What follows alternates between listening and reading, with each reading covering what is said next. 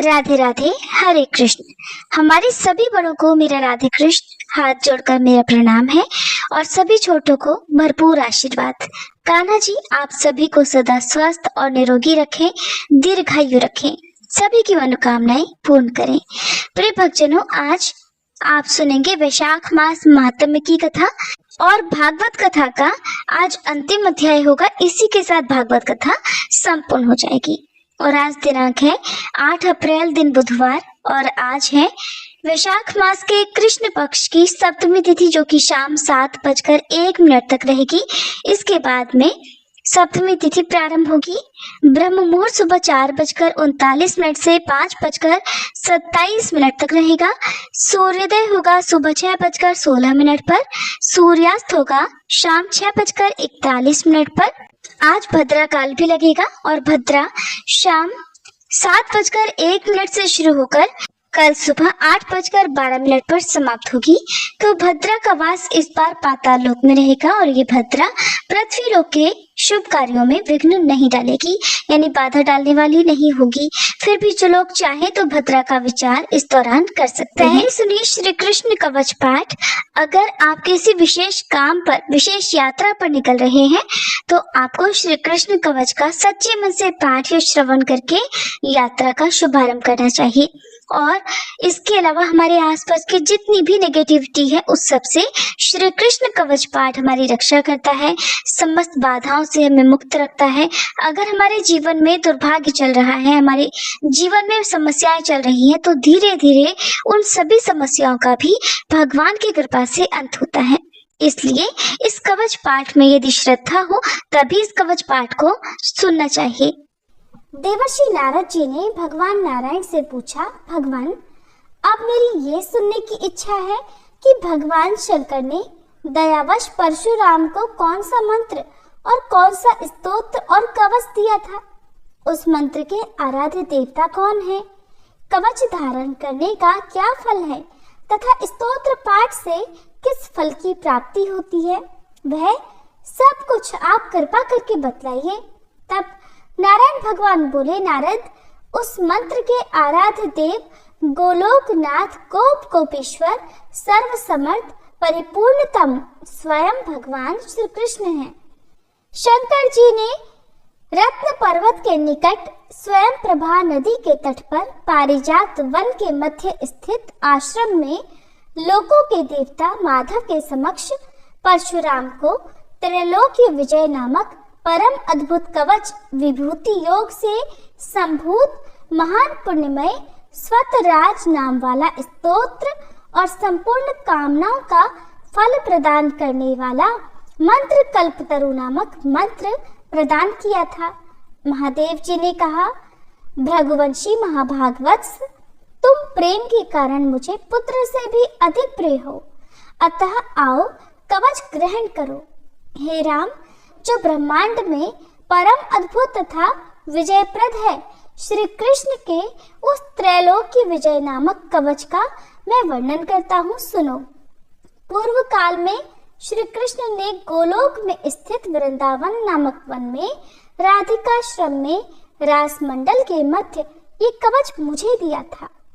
ये अत्यंत गोपनीय तत्व संपूर्ण मंत्र समुदाय का विग्रह स्वरूप पुण्य से भी बढ़कर पुण्यतर परमोत्कृष्ट है और इसे स्नेहवश मैं तुम्हें बता रहा हूँ, जिसे पढ़कर और धारण करके मूल प्रकृति भगवती आद्य शक्ति ने शुंभ निशुंभ महिषासुर और रक्तबीज का वध किया था, जिसे धारण करके मैं लोगों का संहारक और संपूर्ण तत्वों का जानकार हुआ हूँ तथा पूर्व काल में जो दुरंत और अवध्य थे उन त्रिपुरों को खेल ही खेल में दग्ध कर सका हूँ, जिसे पढ़कर और धारण करके ब्रह्मा ने इस उत्तम सृष्टि की रचना की है, जिसे धारण करके भगवान शेष सारे विश्व को धारण करते हैं, जिसे धारण करके कूर्मराज शेष को लीला पूर्वक धारण किए रहते हैं, जिसे धारण करके स्वयं सर्वव्यापक भगवान वायु विश्व के आधार हैं, जिसे धारण करके वरुण सिद्ध और कुबेर धन के स्वामी हुए हैं, जिसे पढ़कर एवं धारण करके स्वयं इंद्र देवताओं के राजा बने हैं, जिसे धारण करके तेजो राशि स्वयं सूर्य भुवन में प्रकाशित होते हैं, जिसे पढ़कर एवं धारण करके चंद्रमा महान बल और पराक्रम से संपन्न हुए हैं, जिसे पढ़कर एवं धारण करके महर्षि अगस्त्य सातों समुद्रों को पी गए और उनके तेज से वातापी नामक दैत्य को पचा गए, जिसे पढ़कर एवं धारण करके पृथ्वी देवी सबको धारण करने में समर्थ हुई हैं, जिसे पढ़कर एवं धारण करके गंगा स्वयं पवित्र होकर भुवनों को पावन करने वाली बनी है, जिसे धारण करके धर्मात्माओं में श्रेष्ठ धर्म लोकों के साक्षी बने हैं, जिसे धारण करके सरस्वती देवी संपूर्ण विद्याओं की अधिष्ठात्री देवी हुई हैं, जिसे धारण करके परात्परा लक्ष्मी लोगों को अन्न प्रदान करने वाली हुई हैं, जिसे पढ़कर एवं धारण करके सावित्री ने वेदों को जन्म दिया है। भृगुनंदन, जिसे पढ़ और धारण करके वेद धर्म के वक्ता हुए हैं, जिसे पढ़कर और धारण करके अग्नि शुद्ध एवं तेजस्वी हुए हैं, और जिसे धारण करके भगवान सनत कुमार को ज्ञानियों में सर्वश्रेष्ठ स्थान मिला है। जो महात्मा साधु एवं श्री कृष्ण भक्त हो, उसी को केवल यह कवच देना चाहिए, क्योंकि शठ एवं दूसरों के शिष्य को देने से दाता मृत्यु को प्राप्त हो जाता है। इस त्रैलोक की विजय कवच के प्रजापति ऋषि हैं, गायत्री छंद हैं, स्वयं रासेश्वर देवता हैं, और त्रैलोकी की विजय प्राप्ति में इसका विनियोग कहा गया है। ये परात्पर कवच तीनों लोकों में दुर्लभ है। ओम श्री कृष्णाय नमः सदा मेरे सिर की रक्षा करे।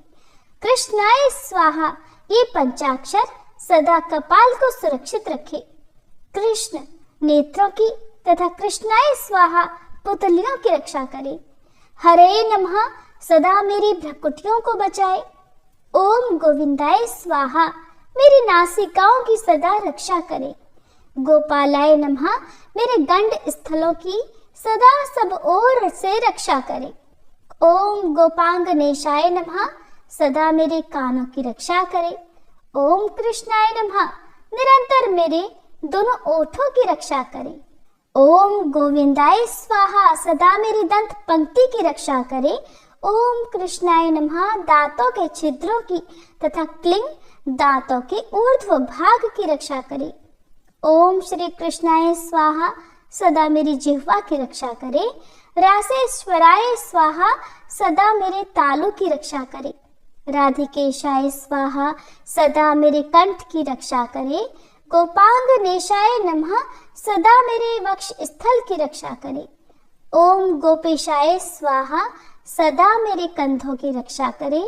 नमः किशोर वेशाय स्वाहा सदा मेरे पृष्ठ भाग की रक्षा करे। मुकुंदाय नमः सदा मेरे उदर की तथा ओम ह्रीं क्लीं कृष्णाय स्वाहा सदा मेरे हाथ पैरों की रक्षा करे। ओम विष्णवे नमः सदा मेरे दोनों भुजाओं की रक्षा करे। ओम ह्रीं भगवते स्वाहा सदा मेरे नखों की रक्षा करे। ओम नमो नारायणाय सदा नख छिद्रों की रक्षा करे।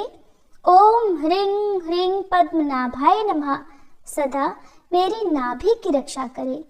ओम सर्वेशाय स्वाहा सदा मेरे कंकाल की रक्षा करे। ओम गोपी रमणाय स्वाहा सदा मेरे नितंब की रक्षा करे। ओम गोपी रमण नाथाय स्वाहा सदा मेरे पैरों की रक्षा करे। ओम ह्रीं श्रीं रसिकेशाय स्वाहा सदा मेरे सर्वांगों की रक्षा करे। ओम केशवाय स्वाहा सदा मेरे केशों की रक्षा करे। नमः कृष्णाय स्वाहा सदा मेरे ब्रह्मरंध्र की रक्षा करे। ओम माधवाय स्वाहा सदा मेरे रोमों की रक्षा करे। ओम ह्रीं श्रीं रसिकेशाय स्वाहा मेरे सर्वस्व की सदा रक्षा करे। परिपूर्णतम श्री कृष्ण पूर्व दिशा में सर्वदा मेरी रक्षा करे। स्वयं गोलोकनाथ अग्निकोण में मेरी रक्षा करे। पूर्ण ब्रह्म स्वरूप दक्षिण दिशा में सदा मेरी रक्षा करे। श्री कृष्ण नैऋत्य कोण में मेरी रक्षा करे। श्री हरि पश्चिम दिशा में मेरी रक्षा करे। गोविंद वायव्य कोण में नित्य निरंतर मेरी रक्षा करे।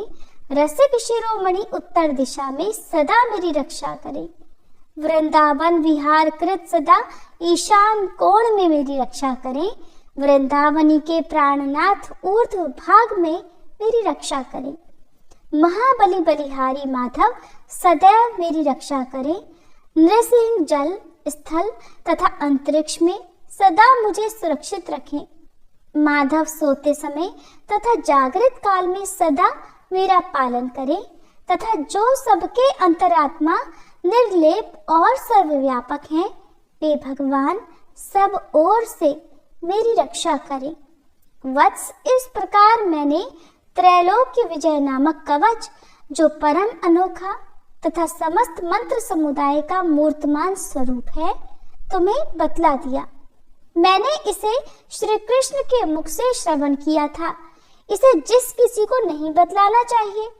जो विधि पूर्वक गुरु का पूजन करके इस कवच को गले में अथवा दाहिनी भुजा पर धारण करता है, वह भी विष्णु तुल्य हो जाता है, इसमें संशय नहीं है।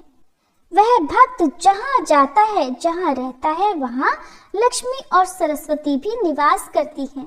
यदि उसे कवच सिद्ध हो जाता है तो वह जीवन मुक्त हो जाता है और उसे करोड़ों वर्षों की पूजा का फल प्राप्त हो जाता है। हजारों राजसूय, सैकड़ों वाजपेयी, 10,000 अश्वमेध, संपूर्ण महादान तथा पृथ्वी की प्रदक्षिणा, ये सभी इस त्रैलोक्य विजय की 16वीं कला की भी समानता नहीं कर सकते। व्रत उपवास का नियम, स्वाध्याय, अध्ययन, तपस्या और समस्त तीर्थों में स्नान, ये सभी इसकी एक कला को भी नहीं पा सकते। यदि मनुष्य इस कवच को सिद्ध कर ले तो निश्चय ही उसे सिद्धि, अमरता और श्री हरि की दास्ता आदि सब कुछ मिल जाता है। जो इसका 10 लाख जप करता है, उसे यह कवच सिद्ध हो जाता है। और जो सिद्ध कवच होता है वह निश्चय ही सर्वज्ञ हो जाता है। परंतु जो इस कवच को जाने बिना श्री कृष्ण का भजन करता है, उसकी बुद्धि अत्यंत मंद है। उसे करोड़ों कल्पों तक जप करने पर भी मंत्र सिद्धिदायक नहीं होता। वत्स, इस कवच को धारण करके तुम आनंद पूर्वक निशंक होकर अनायास ही 21 बार पृथ्वी को क्षत्रियों से शून्य कर डालो। पुत्र, प्राण संकट के समय राज्य दिया जा सकता है, सिर कटाया जा सकता है और प्राणों का परित्याग भी किया जा सकता है, परंतु ऐसे कवच का दान कभी नहीं करना चाहिए। इति श्री कृष्ण कवचम पाठ संपूर्णम। अब सुनिए आज का अध्याय। व्याध ने पूछा, हे ब्राह्मण, आपने तो पहले कहा था कि भगवान विष्णु की प्रीति के लिए कल्याणकारी भागवत धर्मों का और उनमें भी वैशाख मास में कर्तव्य रूप से बताए हुए नियमों का विशेष रूप से पालन करना चाहिए। ये भगवान विष्णु कैसे हैं? उनका क्या लक्षण है? उनकी सत्ता में क्या प्रमाण मिलता है? और वे सर्वव्यापी भगवान किनके द्वारा जानने योग्य हैं? वैष्णव धर्म कैसे हैं और किससे भगवान श्रीहरि प्रसन्न होते हैं? महामते, मैं आपका किंकर हूँ, मुझे ये सब बातें विस्तार पूर्वक बताइए। व्याध के इस प्रकार पूछने पर शंख मुनि ने रोग शोक से रहित संपूर्ण जगत के स्वामी भगवान नारायण को प्रणाम करके कहा, हे व्याध, भगवान विष्णु का स्वरूप कैसा है पहले ये सुनो। भगवान विष्णु समस्त शक्तियों के आश्रय, सभी गुणों की निधि और सबके ईश्वर बताए गए हैं। वे निर्गुण, निष्कल और अनंत हैं। सच्चित और आनंद यही उनका स्वरूप है। ये जो अखिल चराचर जगत है, अपने अधीश्वर और आश्रय के साथ नियत रूप से जिसके वश में स्थित है, जिससे इसकी उत्पत्ति, पालन, संहार, पुनरावृत्ति और नियमन आदि होते रहते हैं। प्रकाश, बंधन, मोक्ष और जीविका, इन सब की प्रवृत्ति जहाँ से होती है, वे ही ब्रह्म नाम से प्रसिद्ध भगवान विष्णु हैं। वे ही विद्वानों के सम्मान्य सर्वव्यापी परमेश्वर हैं। ज्ञानी पुरुषों ने उन्हीं को साक्षात परब्रह्म कहा है। वेद, शास्त्र, स्मृति, पुराण, इतिहास, पांच रात्र और महाभारत सब के सब विष्णु स्वरूप ही हैं। ये संपूर्ण जगत प्राण से उत्पन्न हुआ है, प्राण स्वरूप है, प्राण रूपी सूत्र में पिरोया हुआ है और प्राण से ही चेष्टा करता है। सबका आधारभूत ये सूत्रात्मा प्राण ही विष्णु है, ऐसा विद्वान पुरुष कहते हैं। तब व्याध ने पूछा, हे ब्राह्मण, पूर्व काल में सनातन देव भगवान नारायण ने ब्रह्मादि देवताओं की सृष्टि करके कहा कि देवताओं, मैं तुम्हारे सम्राट के पद पर ब्रह्मा जी की स्थापना करता हूँ। यही तुम सबके स्वामी हैं। अब तुम लोगों में जो सबसे अधिक शक्तिशाली हो, उसे तुम स्वयं ही युवराज के पद पर प्रतिष्ठित कर लो। भगवान के इस प्रकार कहने पर इंद्र आदि सभी देवता आपस में विवाद करते हुए कहने लगे कि मैं युवराज होऊंगा, मैं युवराज होऊंगा। किसी ने सूर्य को श्रेष्ठ बताया और किसी ने इंद्र को। किसी की दृष्टि में कामदेव ही सबसे श्रेष्ठ थे। कुछ लोग मौन ही खड़े रहे। आपस में कोई निर्णय ना होता हुआ देखकर वे भगवान नारायण के पास पूछने के लिए गए और प्रणाम करके हाथ जोड़कर बोले, हे महाविष्णु, हम सब ने अच्छी तरह विचार कर लिया, किंतु हम सब में श्रेष्ठ कौन है ये हम अभी तक किसी प्रकार का निश्चय नहीं कर सके। अब हे प्रभु, आप ही निर्णय कीजिए। तब भगवान विष्णु ने हंसते हुए कहा, इस विराट ब्रह्मांड रूपी शरीर से जिसके निकल जाने पर ये गिर जाएगा और जिसके प्रवेश करने पर ये पुनः उठकर खड़ा हो जाएगा, वही देवता सबसे श्रेष्ठ है। भगवान के ऐसा कहने पर सभी देवतागण कहने लगे, अच्छा प्रभु, ऐसा ही होगा। तब सबसे पहले देवेश्वर जयंत विराट शरीर के पैर से बाहर निकला। उसके निकलने से उस शरीर को लोग पंगु कहने लगे, लेकिन शरीर गिर नहीं सका। हालांकि वह चल नहीं पाता था, तो भी सुनता, पीता, बोलता, सूंघता और देखता हुआ पहले की तरह स्थिर ही रहा। इसके बाद गुह्य देश से दक्ष प्रजापति निकलकर अलग हो गए। तब लोगों ने उसे नपुंसक कहा, किंतु उस समय भी वह शरीर गिर नहीं सका। इसके बाद विराट शरीर के हाथ से सब देवताओं के राजा इंद्र बाहर निकले। उस समय भी शरीर धरती पर नहीं गिरा। विराट पुरुष को सब लोग हस्तहीन अर्थात लूला कहने लगे। इसी प्रकार नेत्रों से सूर्य निकले। तब लोगों ने सूर्य के निकलने पर उसे अंधा और काना कहा। उस विराट शरीर का अभी पतन नहीं हुआ। इसके बाद नासिका से अश्विनी कुमार निकले, किंतु शरीर नहीं गिर सका। केवल इतना ही कहा जाने लगा कि ये सूंघ नहीं सकता। कानों से अधिष्ठात्री देवियां दिशाएं बाहर निकली। उस समय लोग उसे बधिर कहने लगे, परंतु उसकी मृत्यु नहीं हुई, वह शरीर फिर भी नहीं गिरा। इसके बाद जिह्वा से वरुण देव निकले। तब लोगों ने यही कहा कि पुरुष रस का अनुभव नहीं कर सकता, किंतु ये भी अभी तक धरती पर नहीं गिरा। इसके बाद वाक इंद्रिय से उसके स्वामी अग्निदेव निकले। अग्निदेव के निकलते ही वह विराट शरीर गूंगा हो गया, किंतु फिर भी नहीं गिरा। फिर अंतःकरण से बोध स्वरूप रुद्र देवता अलग हो गए। उस दशा में लोगों ने उसे जड़ कहा, किंतु फिर भी शरीर धरती पर नहीं गिरा। सबके अंत में उस शरीर से प्राण निकला। तब लोगों ने उसे मरा हुआ बतलाया और देखते ही देखते वह शरीर धरती पर गिर पड़ा। इससे देवताओं के मन में बड़ा विस्मय हुआ। वे बोले, प्रभु, हम लोगों में से जो भी इस शरीर में प्रवेश करके इसे पहले की तरह उठा देगा, जीवित कर देगा, वही युवराज होगा। ऐसी प्रतिज्ञा करके सभी क्रमशः उस शरीर में एक एक करके प्रवेश करने लगे। जयंत ने पैरों में प्रवेश किया, किंतु वह शरीर नहीं उठा। प्रजापति दक्ष ने गुह्य इंद्रियों में प्रवेश किया, शरीर नहीं उठा। इंद्र ने हाथ में, सूर्य ने नेत्रों में, दिशाओं ने कान में, वरुण देव ने जिह्वा में, अश्विनी कुमार ने नासिका में, अग्नि ने वाक इंद्रिय में और रुद्र ने अंतःकरण में प्रवेश किया। अर्थात उस विराट शरीर के जिस जिस अंग से वे देवता बाहर निकले थे, वे सभी वापस उन्हीं अंगों में प्रवेश कर गए, किंतु धरती पर गिरा हुआ वह विराट शरीर नहीं उठा। सबके अंत में प्राण ने प्रवेश किया। तब वह शरीर तुरंत उठकर खड़ा हो गया। तब देवताओं ने प्राण को ही सभी देवताओं में श्रेष्ठ निश्चित कर लिया। बल, ज्ञान, धैर्य, वैराग्य और जीवन शक्ति में प्राण को ही सर्वाधिक मानकर देवताओं ने उसी को युवराज पद पर अभिषिक्त कर दिया। इसीलिए समस्त चराचर जगत प्राणात्मक है। जगदीश्वर प्राण अपने पूर्ण और बलशाली अंशों द्वारा चारों ओर व्याप्त हैं। प्राणहीन जगत का अस्तित्व ही नहीं है। प्राणहीन कोई भी वस्तु वृद्धि को नहीं प्राप्त होती, अर्थात बढ़ती नहीं है। इस जगत में किसी भी प्राणहीन वस्तु की स्थिति नहीं है। इसी कारण प्राण सभी जीवों में श्रेष्ठ, सबका अंतरात्मा और सबसे अधिक बलशाली सिद्ध हुआ। इसीलिए प्राणोपासक प्राण को ही सर्वश्रेष्ठ कहते हैं।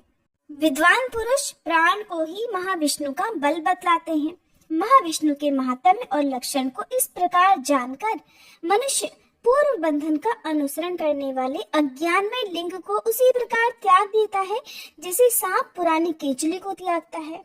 लिंग देह का त्याग करके वह परम पुरुष अनामय भगवान नारायण को प्राप्त होता है। शंख मुनि की कही हुई ये बात सुनकर उस व्याध ने फिर से पूछा, हे ब्राह्मण, ये प्राण जब इतना महान, प्रभावशाली और इस संपूर्ण जगत का गुरु और ईश्वर है, तब फिर लोक में उसकी महिमा क्यों नहीं प्रसिद्ध हुई? शंख मुनि कहने लगे कि बहुत पहले की बात है। प्राण अश्वमेध यज्ञ द्वारा अनामय भगवान नारायण का यजन करने के लिए गंगा जी के तट पर बड़ी प्रसन्नता से गया। अनेक मुनिगणों के साथ उसने फलों के द्वारा पृथ्वी का शोधन किया। उस समय वहां समाधि में स्थित हुए महात्मा कण्व बांबी की मिट्टी में छुपे हुए बैठे थे। हल जोतने पर बांबी गिर जाने से वे बाहर निकल आए और क्रोध पूर्वक देखकर सामने खड़े हुए महाप्रभु प्राण को श्राप देते हुए बोले, देवेश्वर, आज से आपकी महिमा तीनों लोकों में और खासकर भूलोक में प्रसिद्ध नहीं होगी। हाँ, आपके अवतार तीनों लोकों में विख्यात होंगे। व्याध, तभी से संसार में महाप्रभु प्राण की महिमा प्रसिद्ध ही नहीं हुई और धरती पर तो उसकी ख्याति विशेष रूप से होती ही नहीं।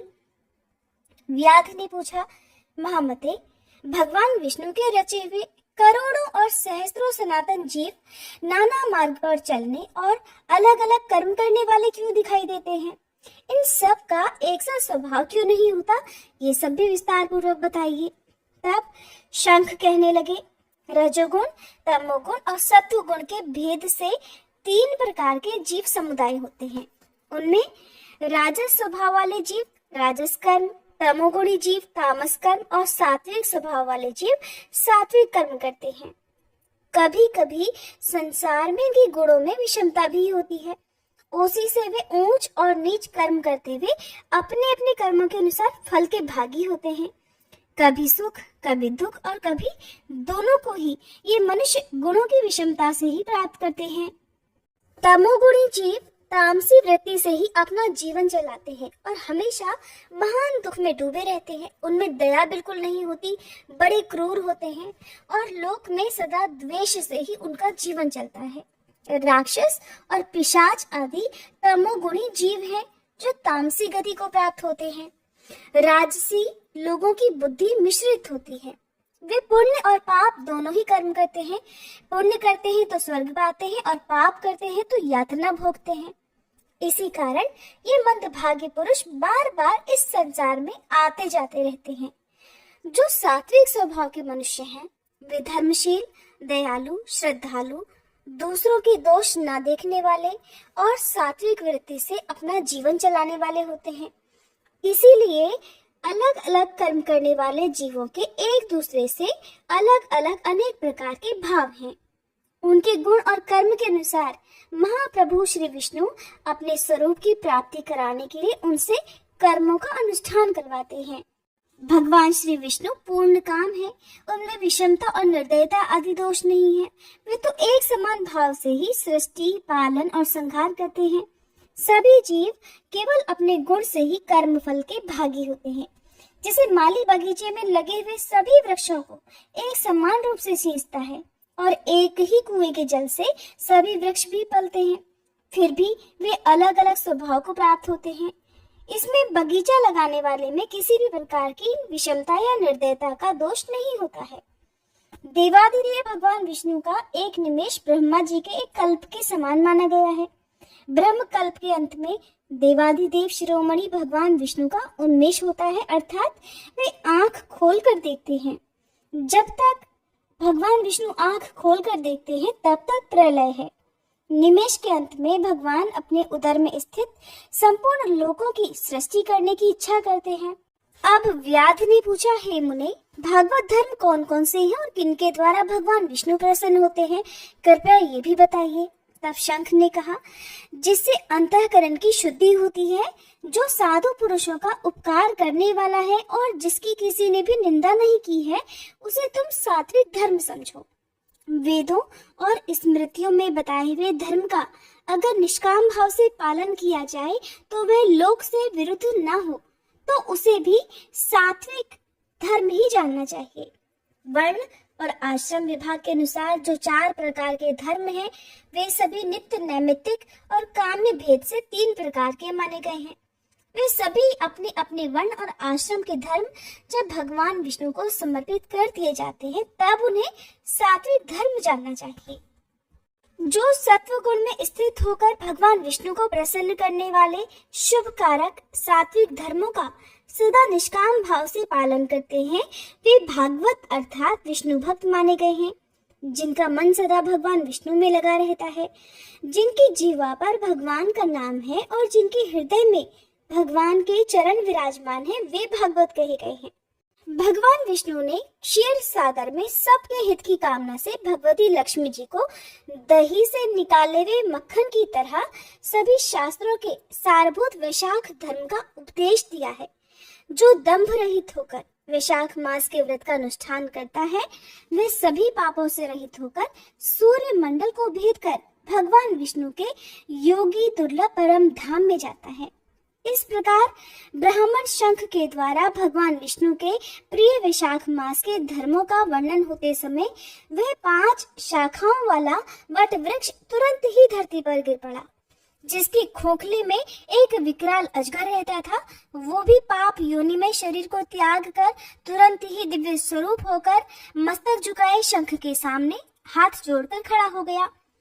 श्रुतदेव जी कहते हैं, इसके बाद व्याध सहित शंख मुनि ने विस्मित होकर पूछा कि तुम कौन हो और तुम्हें ये दशा कैसे प्राप्त हुई थी।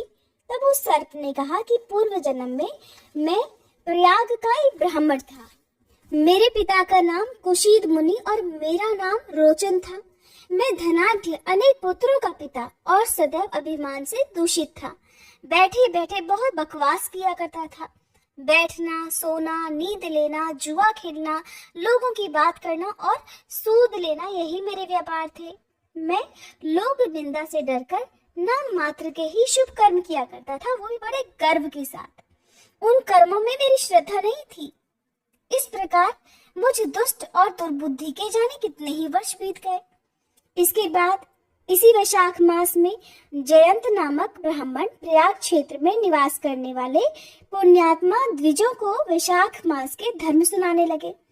स्त्री, पुरुष, क्षत्रिय, वैश्य और शूद्र सहस्त्रों श्रोता प्रातःकाल स्नान करके अविनाशी भगवान विष्णु की पूजा के बाद प्रतिदिन जयंत की कही हुई कथा सुनते थे। वे सभी पवित्र और मौन होकर उस भगवत कथा में अनुरक्त रहते थे। एक दिन मैं भी कौतूहलवश देखने की इच्छा से श्रोताओं की उस मंडली में जा बैठा। मेरे मस्तक पर पगड़ी बंधी हुई थी, इसलिए मैंने नमस्कार तक नहीं किया और सांसारिक वार्तालाप में अनुरक्त होकर कथा में विघ्न डालने लगा। कभी मैं कपड़े फैलाता, कभी किसी की निंदा करने लगता और कभी जोर जोर से हंस पड़ता। जब तक कथा समाप्त हुई तब तक मैंने इसी प्रकार से अपना समय बिताया। इसके बाद दूसरे दिन सन्निपात रोग से मेरी मृत्यु हो गई। मैं तपाए हुए शीशे के जल से भरे हुए हलाहल नरक में डाल दिया गया और 14 मनमंत्रों तक मैं वहीं पड़ा हुआ यातना भोगता रहा। इसके बाद 84 लाख योनियों में क्रमशः जन्म लेता और मरता हुआ मैं इस समय क्रूर तमोगुणी सर्प होकर इस वृक्ष के खोखले में रह रहा था। मुने, सौभाग्यवश आपके मुखारविंद से निकली हुई अमृतमय कथा को मैंने अपने दोनों नेत्रों से सुना, जिसे सुनकर तत्काल ही मेरे सारे पाप नष्ट हो गए।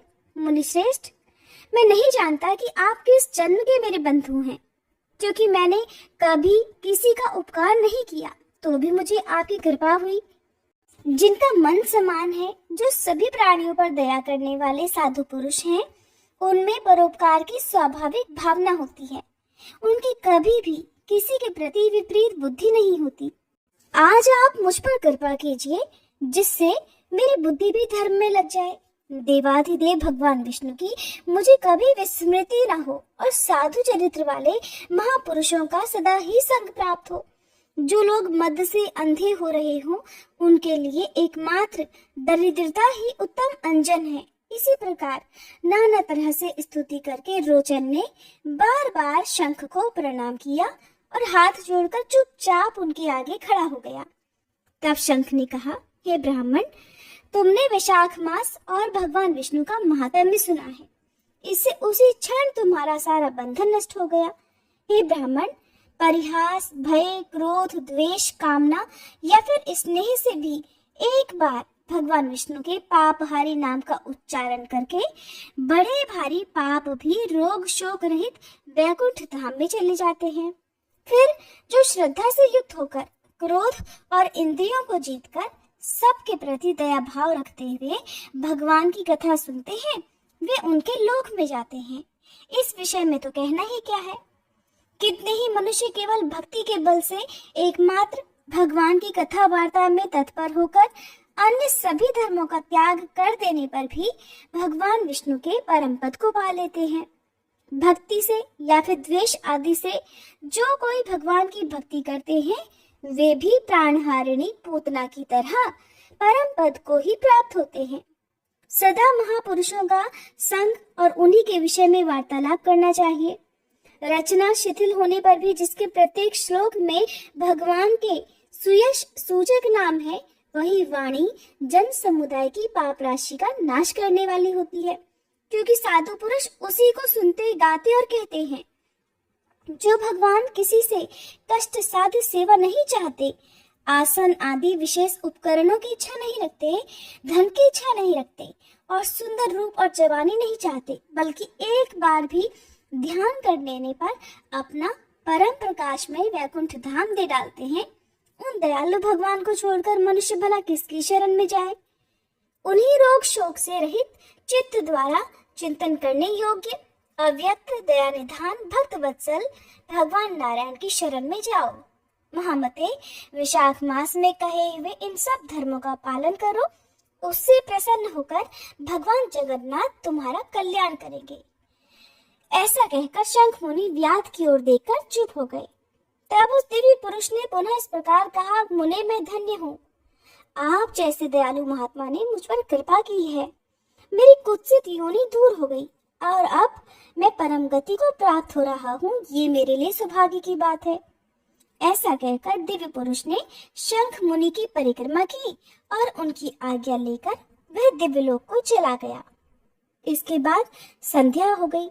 व्याध ने शंख को अपनी सेवा से संतुष्ट किया और उन्होंने सायंकाल की संध्योपासना करके शेष रात्रि बिताई। भगवान के लीला अवतारों की कथा वार्ता द्वारा रात बिता के शंख मुनि ब्रह्म मुहूर्त में उठे और दोनों पैर धोकर मौन भाव से तारक ब्रह्म का ध्यान करने लगे। इसके बाद शौच आदि क्रिया से निवृत्त होकर वैशाख मास में सूर्योदय से पहले स्नान किया और संध्या तर्पण आदि सब कर्म समाप्त करके उन्होंने बड़े प्रसन्न मन से व्याध को बुलाया। बुलाकर उसे राम इस 2 अक्षर वाले नाम का उपदेश दिया, जो वेद से भी अधिक शुभकारक है। उपदेश देकर इस प्रकार कहा कि भगवान विष्णु का एक एक नाम भी सभी वेदों से अधिक महत्वशाली माना गया है। ऐसे अनंत नामों से अधिक है भगवान विष्णु का सहस्त्र नाम। उस सहस्त्र नाम के समान राम नाम बताया गया है। इसलिए हे व्याध, तुम निरंतर राम नाम का जप करो और मृत्यु पर्यंत मेरे बताए हुए धर्मों का पालन करते रहो। इस धर्म के प्रभाव से तुम्हारा वाल्मीकि ऋषि के घर जन्म होगा और तुम इस पृथ्वी पर वाल्मीकि नाम से प्रसिद्ध होगे। व्याध को ऐसा आदेश देकर मुनिवर शंख ने फिर दक्षिण दिशा को प्रस्थान किया। व्याध ने भी शंख मुनि की परिक्रमा करके बार बार उनके चरणों में प्रणाम किया और जब तक वे दिखाई दिए तब तक उन्हीं की ओर देखता रहा। फिर उसने अति योग्य व शाखोक्त धर्मों का पालन किया। जंगली कैथ, कटहल, जामुन और आम आदि के फलों से राह चलने वाले थके मांदे पथिकों को वह भोजन कराता था। जूता, चंदन, छाता, पंखा आदि के द्वारा और बालू के बिछावन और छाया आदि की व्यवस्था से रास्ते में चलने वाले पथिकों के परिश्रम और पसीने को दूर करता था। प्रातः काल स्नान करके दिन रात राम नाम का जप करता था। इस प्रकार धर्मानुष्ठान करके वह दूसरे जन्म में वाल्मीकि का पुत्र हुआ। उस समय वह महायशस्वी वाल्मीकि के नाम से विख्यात हुआ। उन्हीं वाल्मीकि जी ने अपने मनोहर प्रबंध रचना द्वारा संसार में दिव्य राम कथा को प्रकाशित किया, जो कि सभी कर्म बंधनों को काटने वाली है। हे मिथिलापते, देखो वैशाख का महात्म्य कैसा ऐश्वर्य प्रदान करने वाला है, जिससे एक व्याध भी परम दुर्लभ ऋषि भाव को प्राप्त हो गया। यह रोमांचकारी उपाख्यान सभी पापों का नाश करने वाला है। जो इसे सुनता और सुनाता है वह फिर से अपनी माता के स्तन का दूध पीने वाला नहीं होता, अर्थात बार बार इस संसार में नहीं आता, उसे मोक्ष मिल जाता है। इस प्रकार भक्तजनों, वैशाख मास महात्म्य का आज का अध्याय पूर्ण हुआ। अब सुनिए भागवत कथा। श्री सुखदेव जी कहते हैं, परीक्षित, दारुक के चले जाने पर ब्रह्मा जी, शिव, पार्वती, इंद्र आदि लोकपाल, मरीचि आदि प्रजापति, बड़े बड़े ऋषि मुनि, पितर, सिद्ध, गंधर्व, विद्याधर, नाग, चारण, यक्ष, राक्षस, किन्नर, अप्सराएं तथा गरुड़ लोक के विभिन्न पक्षी अथवा मैत्रेय आदि ब्राह्मण भगवान श्री कृष्ण के परम धाम प्रस्थान को देखने के लिए बड़ी उत्सुकता से वहां आए। वे सभी भगवान श्री कृष्ण के जन्म और लीलाओं का गान या वर्णन कर रहे थे। उनके विमानों से सारा आकाश भर सा गया था। वे बड़ी भक्ति से भगवान पर पुष्पों की वर्षा कर रहे थे। सर्वव्यापक भगवान श्री कृष्ण ने ब्रह्मा जी और अपने विभूति स्वरूप देवताओं को देखकर अपने आत्मा को स्वरूप में स्थित किया और कमल के समान नेत्र बंद कर लिए। भगवान का श्री विग्रह उपासकों के ध्यान और धारणा का मंगलमय आधार और समस्त लोगों के लिए परम रमणीय आश्रय है।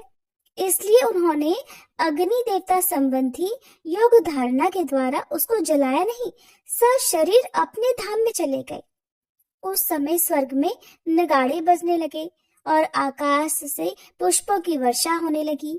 परीक्षित, भगवान श्री कृष्ण के पीछे पीछे इस लोक से सत्य, धर्म, धैर्य, कीर्ति और श्री देवी भी चली गई। भगवान श्री कृष्ण की गति मन और वाणी के परे है। तभी तो जब भगवान अपने धाम में प्रवेश करने लगे तब ब्रह्म आदि देवता भी उन्हें नहीं देख सके। इस घटना से उन्हें बड़ा ही विस्मय हुआ। जैसे बिजली मेघ मंडल को छोड़कर जब आकाश में प्रवेश करती है तब मनुष्य उसकी चाल नहीं देख पाते, वैसे ही बड़े बड़े देवता भी श्री कृष्ण की गति के संबंध में कुछ नहीं जान पाए। ब्रह्मा जी और भगवान शंकर आदि देवता भगवान की यह परम योगमय गति देखकर बड़े विस्मय के साथ उनकी प्रशंसा करते अपने अपने लोक में चले गए। परीक्षित, जैसे नट अनेकों प्रकार के स्वांग बनाता है परंतु रहता है उन सब से निर्लेप, वैसे ही भगवान का मनुष्यों के समान जन्म लेना, लीला करना और फिर उसे संवरण कर लेना उनकी माया का विलास मात्र है, अभिनय मात्र है। वे स्वयं ही इस जगत की सृष्टि करके इसमें प्रवेश करके विहार करते हैं और अंत में संहार लीला करके अपने अनंत महिमा में स्वरूप में ही स्थिर हो जाते हैं। संदीपनी गुरु का पुत्र यमपुरी चला गया था परंतु उसे वे मनुष्य शरीर के साथ लौटा लाए। तुम्हारा ही शरीर ब्रह्मास्त्र से जल चुका था परंतु उन्होंने तुम्हें जीवित कर दिया। वास्तव में परीक्षित, उनकी शरणागत वत्सलता ऐसी ही है। और तो क्या कहूँ, उन्होंने कालों के काल भगवान शंकर को भी युद्ध में जीत लिया और अत्यंत अपराधी अपने शरीर पर ही प्रहार करने वाले व्याध को भी शरीर सहित स्वर्ग भेज दिया। प्रिय परीक्षित, ऐसी स्थिति में क्या वे अपने शरीर को सदा के लिए वहां नहीं रख सकते थे? अवश्य ही रख सकते थे। यद्यपि भगवान श्री कृष्ण संपूर्ण जगत की स्थिति, उत्पत्ति और संहार के कारण है और संपूर्ण शक्तियों के धारण करने वाले हैं, फिर भी उन्होंने अपने शरीर को इस संसार में बचा रखने की इच्छा नहीं की। इससे उन्होंने ये दिखाया कि इस मनुष्य शरीर से मुझे क्या उद्देश्य है। आत्मनिष्ठ पुरुषों के लिए ही यही आदर्श है कि वे शरीर रखने की चेष्टा ना करें।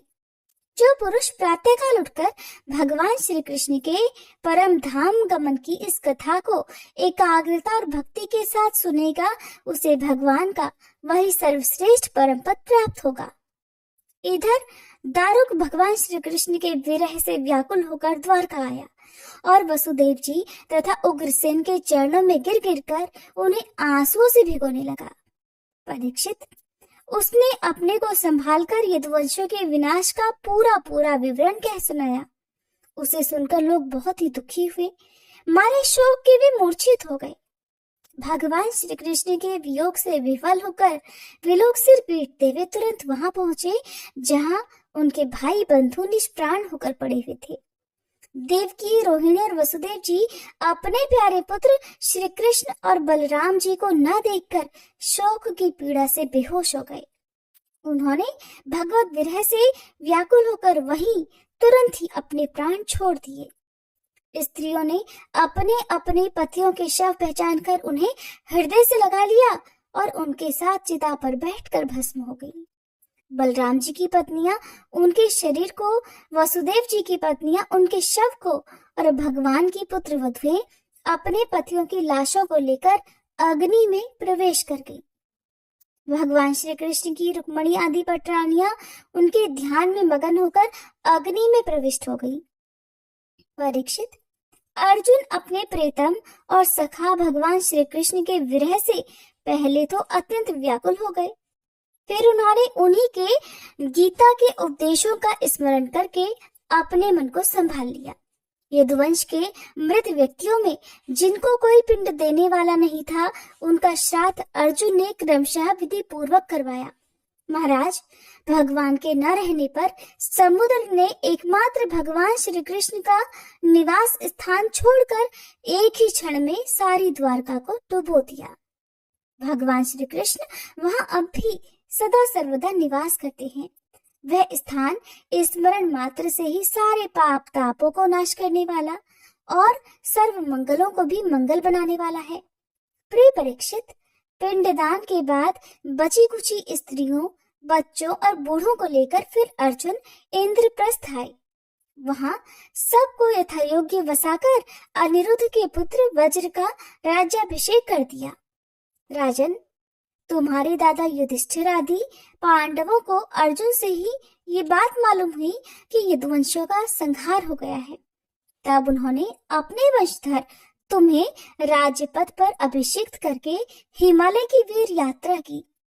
मैंने तुम्हें देवताओं के भी आराध्य देव भगवान श्री कृष्ण की जन्म लीला और कर्म लीला सुनाई। जो मनुष्य श्रद्धा के साथ इसका कीर्तन करता है, वह अपने सभी पापों से मुक्त हो जाता है।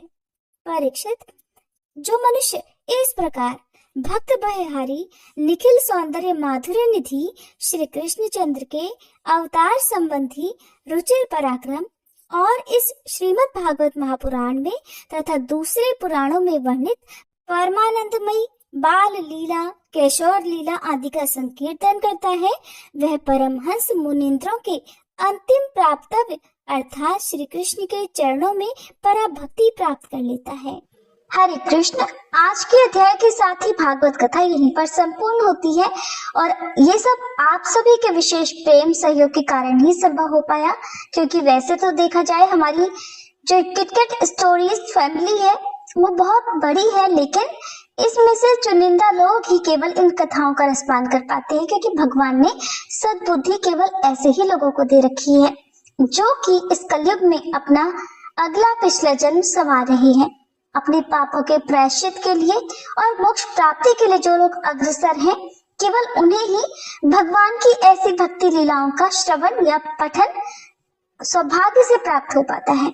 आज इस कथा के माध्यम से मैं अपने उन विशेष श्रोताओं का भी धन्यवाद करना चाहती हूँ जिन्होंने हमारे चैनल को ज्वाइन कर रखा है। और हमारे चैनल के ये स्पेशल मेंबर्स हैं वीना तनेजा जी, अनीता सोनी जी, मीना शर्मा जी, ज्योति कुमारी जी, अलका गुप्ता जी, लकी राम मैथानी जी, कृष्ण यादव जी।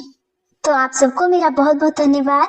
और हमारे चैनल के वो स्पेशल मेंबर्स हैं जो हमें हमेशा कमेंट करते हैं, चाहे हम उनका रिप्लाई दे पाए या ना दे पाए, वो अपना जो कर्तव्य है वो निभाना नहीं भूलते हैं। वो हमेशा अपना आशीर्वाद देते हैं कमेंट्स के माध्यम से। और स्पेशली मैं अगर नाम लेने के लिए कहूँ तो नाम नहीं ले पाऊंगी सभी का, क्योंकि अगर किसी एक का भी नाम छूट जाएगा तो आपसे ज्यादा दुख मुझे होगा। लेकिन हमारे चैनल के एक स्पेशल मेंबर है, यानी हमारे परिवार की एक सदस्य है, वो है राजश्री जी, जिनकी बहू हमें कमेंट करती हैं और अपनी सासू माँ की तरफ से वो कमेंट करती हैं, क्योंकि उनकी सासू माँ बहुत बीमार हैं, बहुत बुजुर्ग हो चुकी हैं। वो हमारी कथाएं बिस्तर पर लेटे लेटे सुनती हैं। तो अगर आप इस कथा को सुन रही हैं, अगर आज की इस कथा को आपने अंत तक सुना है, तो सबसे पहले तो आपको मेरा प्रणाम, जय श्री राधे। कान्हा जी आपको स्वस्थ रखे, दीर्घायु रखे और आपके मन में ये जो भक्ति है वो आपको मोक्ष की ओर अग्रसर करे। जय श्री सौम्या जी, आप और आपके पूरे परिवारजनों पर कान्हा जी की कृपा बनी रहे और हमारे चैनल के उन सभी श्रोताओं पर भी जो हमारे चैनल पर हर दिन नियम से इन कथाओं को सुनते हैं, जिन्होंने हमारे चैनल को सब्सक्राइब कर रखा है, क्योंकि यही एक माध्यम है जिनके द्वारा मैं आप सबके लिए कान्हा जी से प्रार्थना कर सकती हूँ। आइए अब सुनते हैं तुलसी माता और भागवत जी की आरती।